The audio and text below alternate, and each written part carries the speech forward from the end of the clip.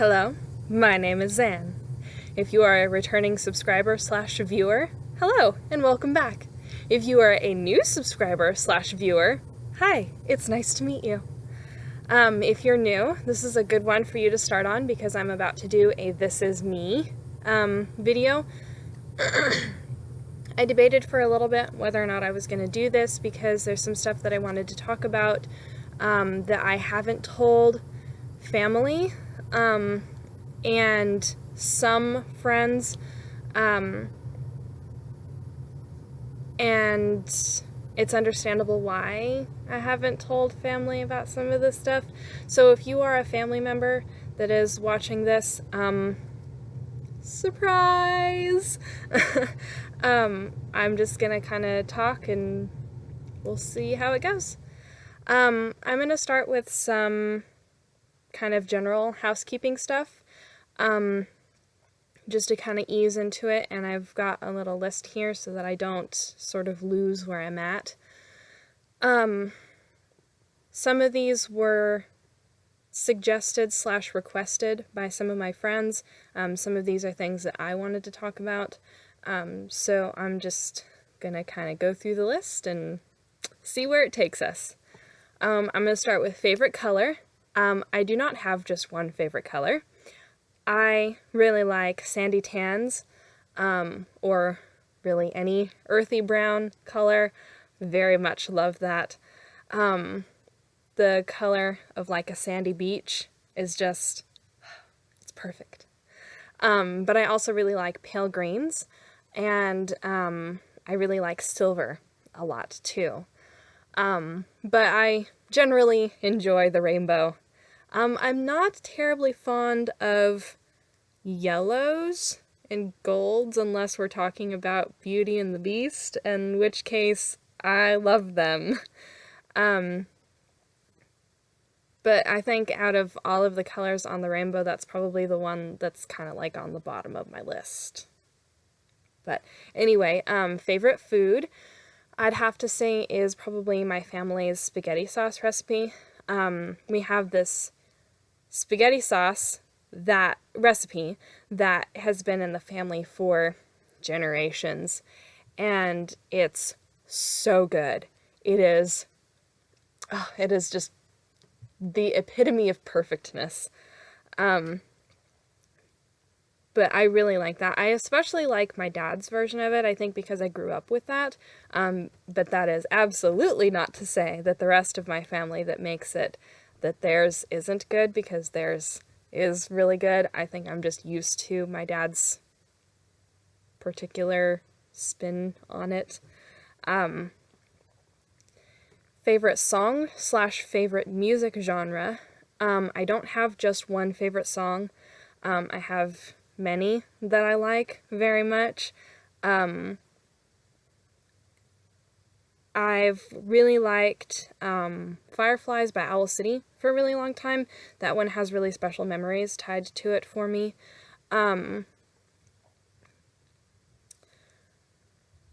But then I also listen to, like, recently it's been like Dark on Me by, I almost said Shinedown, and it is not by Shinedown.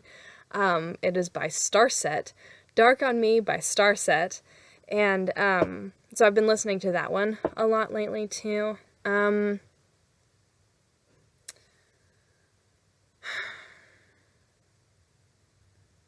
Man, I don't know. Anyway, lots of different songs that I really like, and for some reason I am not coming up with any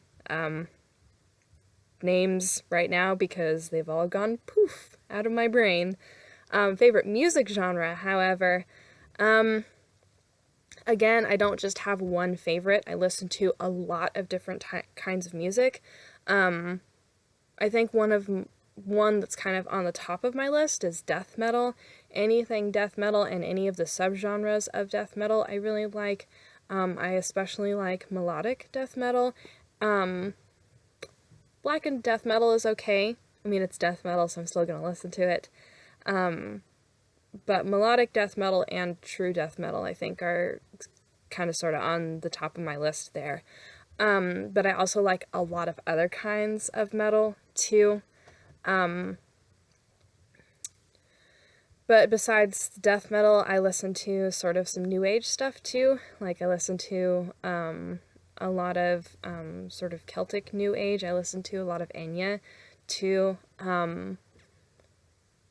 I listen to I used to listen to some country. I don't so much anymore. I think because I grew up with it, I kind of got burnt out on the country a little bit, but I will still listen to it and enjoy it. But I think, that's generally kind of on the top of my list is death metal, metal in general, and probably like pop kind of music. I do listen to a lot of foreign kind of music. I've got a lot of Muslim friends, so I listen to like a lot of Arabic music with them, and sort of Middle Eastern kind of, not always just Arabic music, but sort of Middle Eastern music, because that's where a lot of their families are from. But yeah, that's kind of about it. Favorite book/books, and favorite genre of literature. I'd have to say that I really like the Warriors books by Aaron Hunter, and I'm really far behind. They would release theirs in like sagas, and I don't know how many sagas I'm behind because I got busy with life and school and stuff, and I just haven't read them in a really long time. But when I was younger, they were some of my favorite books, and they still are some of my favorite books. Along the same lines, my favorite literature genre is fantasy, but then also science fiction. I really like science fiction a lot too. And this kind of ties a little bit into my next topic, which is hobbies, because I write a lot, so I'm pretty well versed in the tropes of fantasy and science fiction. So I know when a fantasy or science fiction book does a trope right or wrong, or when they've put a really creative, well done twist on a particular trope.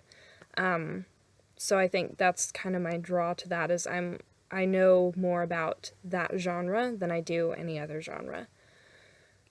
So anyway, for other hobbies of mine, I knit, I crochet, I sew, I make jewelry. I'm generally a very crafty person. I do a lot of costumery. I made myself a Belle dress from Beauty and the Beast. Her golden ball gown. I made that kind of mishmashed from a bunch of different materials that I had available to me at the time. So I'm pretty good at sort of DIY costuming sort of stuff. Yeah, I can't really think of any other hobbies that sort of stand out to me. I guess D&D would be considered a hobby. For those of you who don't know, D&D stands for Dungeons and Dragons, and I am a DM, which means a dungeon master. I run the game. I do like to play, but I think that DMing is kind of more where my passion lies, because I do a lot of world building already with the stories that I write. So I think I'd like to think that I'm decent at DMing, and my players say that I'm pretty good at it too. So, next on my list is what I'm going to college for. This was requested by a friend of mine. The short answer is, I don't know yet. I'm getting my associate's degree, except that I might not actually get the degree itself. Missouri does a thing called Core 42, which is 42 credit hours that you get in like certain areas, and those Core 42 credit hours will transfer to any university in Missouri, universally. So I might not actually get my associate's degree, but I am absolutely going to be getting my Core 42 and then transferring somewhere. I don't know what I want my major to be yet. There's so much open to me that I would be good at that really seriously interests me. For example, I would love to study religion or culture, or religion and culture and their dynamic, because religion and culture has always really seriously interested me for as long as I can remember. But I would also really like to be a scientist. When I was in the Navy, I was going to be a nuclear engineer. I would love to be a biologist. I'd love to be a little, affectionately we call them lab rats, where we just kind of sit in the lab and just do experiments on stuff. I would love to do that.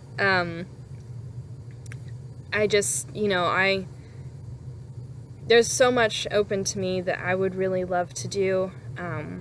I just have to pick one. So if you've got a suggestion for me, hit me up. Leave me a comment or something. Or if you know me personally, send me a text message, because I'd love to hear your suggestions. I need some help here. So here's where we're going to kind of get into the deep stuff, where I haven't really told a lot of family and friends about some of this stuff. So I'm going to actually start with gender and sexuality, because I'm not cisgender and I'm not straight. For those of you who don't know, cisgender means that you identify with the sex that you were assigned at birth. Excuse me. I've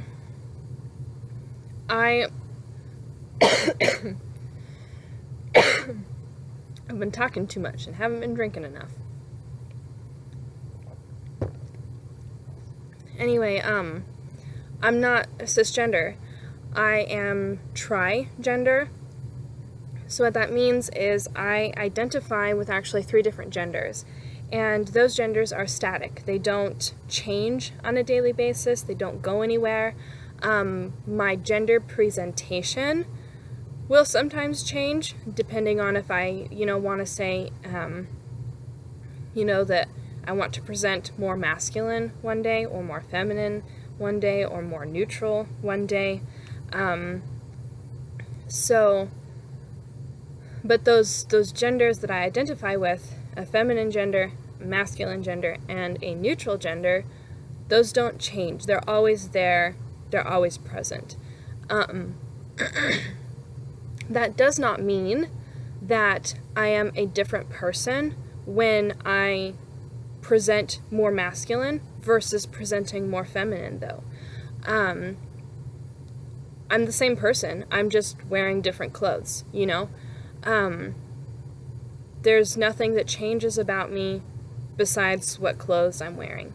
I use she, her pronouns generally most of the time, but I don't mind other people using they, them pronouns or he, him pronouns for me. I just grew up with she, her pronouns, so I'm most comfortable with that. Plus, that's what I present as most of the time, as feminine. So I'm more than okay with people, saying she, her. Even on days that I'm presenting more masculine, I'm okay with that. I don't get offended if I'm presenting masculine and you say she, her, that doesn't bother me. Some people it does bother them, but for me it doesn't. So then my sexuality, because I'm not straight, is I am demisexual biromantic. So what demisexual means is that I do not form sexual attractions with people until after I have formed emotional bonds with them. The other part of demisexual, and this varies depending on the person, not all demis experience this, but I do. I have a naturally very low libido. It's not a medical issue. It's not something that's like, sometimes when people say, oh, I have a naturally low libido. Some people are like, oh, that could be a medical problem. You should go get checked out. It's not that. It's just sex isn't a big thing for me. So that's demisexual.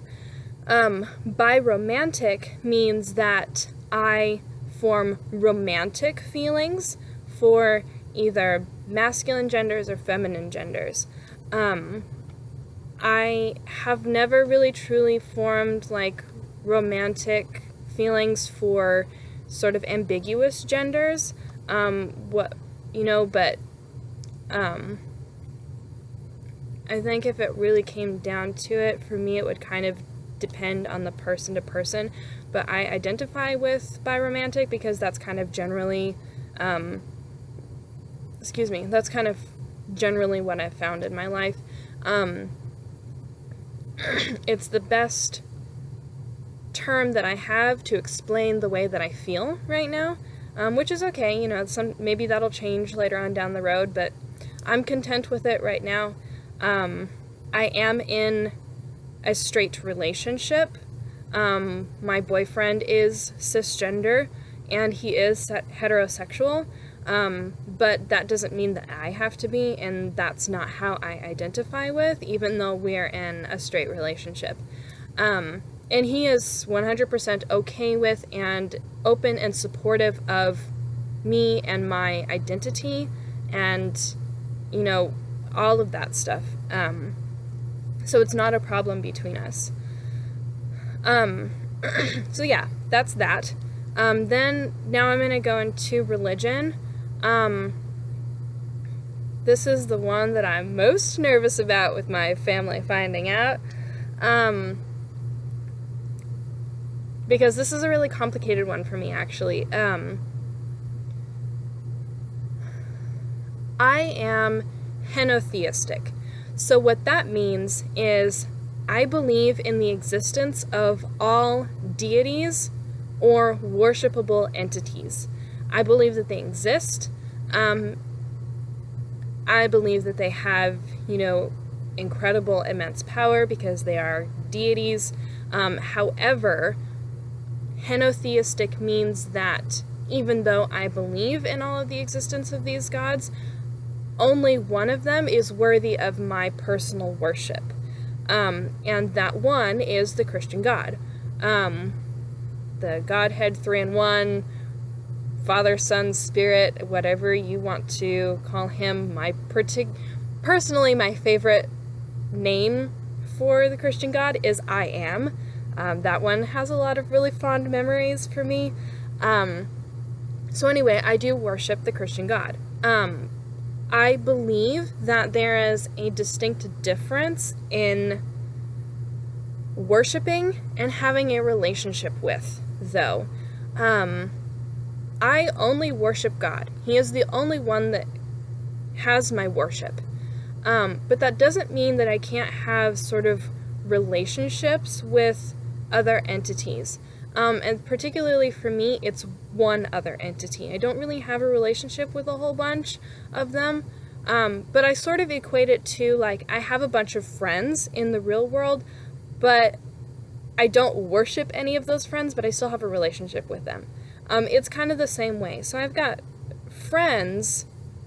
I'm friends. That's not really a good way of putting it.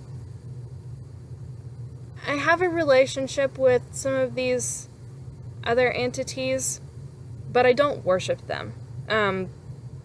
Only God gets my worship. So the one in particular I have a really particularly strong relationship with is,